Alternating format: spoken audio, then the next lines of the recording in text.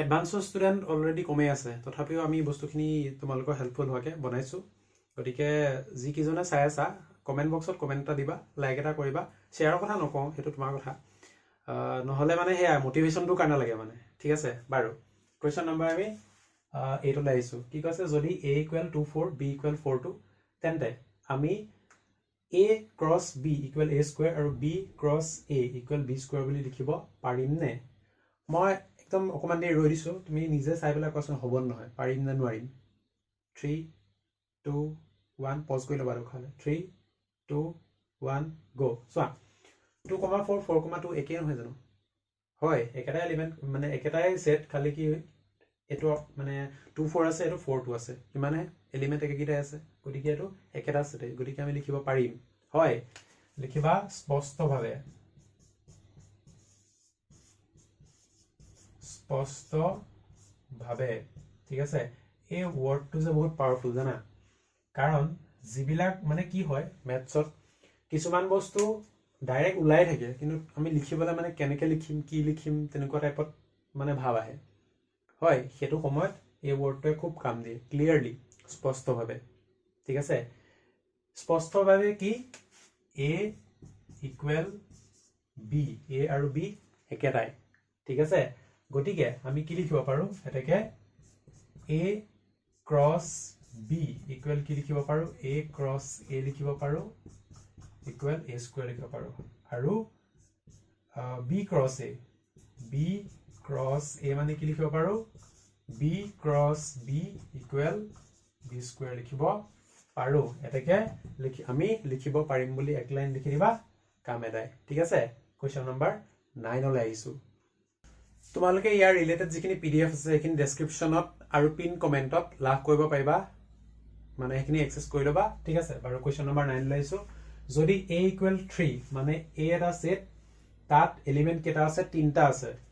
a cross a থকা দুটা মৌল a, b, c, তেন্তে a আৰু a ক্ৰছ a সংহতি দুটা নিৰ্ণয় কৰা। অ'কে, কি বুলি কৈছে, নাম্বাৰ অফ a 3, অ'কে, মানে দিয়া আছে। আৰু কি দিয়া আছে, a, a আৰু b, c belongs to a cross a বুলি কৈছে।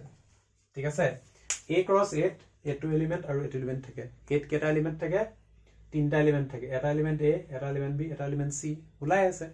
হয়, তো লিখিবা স্পষ্টভাৱে,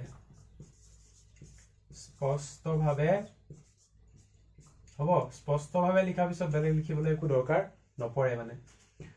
তো স্পষ্টভাৱে a = কি লিখিবা, a, b, c, কাৰণ c টো ক'ৰ পৰা আহিছে, a ক্ৰছ a ৰ পৰা আহিছে। হয়, এতিয়া আমি উলিয়াব কি লাগে, এটাকে a ক্ৰছ a উলিয়াব লাগে।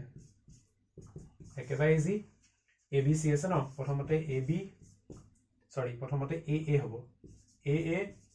a b a c, তাৰপিছত b a b b b c, তাৰপিছত c a c b c c c c হৈ গ'ল। a আৰু a সংহতিটা নিৰ্ণয় কৰা, আজৰি। Next question number 10। Question number 10 interesting. a is a subset of b, c is a subset of d, তেন্তে দেখুৱা যে a cross c is a subset of b cross d। আমি লেফ্ট হেণ্ড চাইডৰ পৰা প্ৰথম ষ্টাৰ্ট কৰিম। ঠিক আছে, লিখিবা ধৰা হ'ল, ধৰা হ'ল। কি ধৰা হ'ল, x, y belongs to a cross c হ'ব। তাৰপিছত x belongs to a ইয়াৰ পৰা, আৰু y belongs to c। ঠিক আছে, x belongs to a ৰ জেগাত বহুৱা b, কাৰণ যদি এটা এলিমেণ্ট a থাকে সি b থাকিবই লাগিব, কাৰণ b টো ডাঙৰ, এইটো সৰু হয় বা সমান হয়। গতিকে a জেগাত লিখা b, ঠিক একেদৰে y belongs to c জেগাত লিখা d, কাৰণ যদি c থাকে d অবভিয়াছলি থাকিব, গতিকে c জেগাত লিখা d। সাইডত লিখিবা since a is a subset of b আৰু তোমাৰ c is a subset of d হৈ গ'ল। তাৰপিছত implies লিখিবা x, y অৰ্ডাৰ পেয়াৰটো ক'ত থাকিব, B cross D থাকিব therefore A cross C is a subset of B cross D হৈ গ'ল easy question number না এটো হৈ যাব ঠিক আছে গতিকে ইমানেই আছিল আজি ভিডিওটো চোৱাৰ কাৰণে বহুত বহুত ধন্যবাদ stay curious keep learning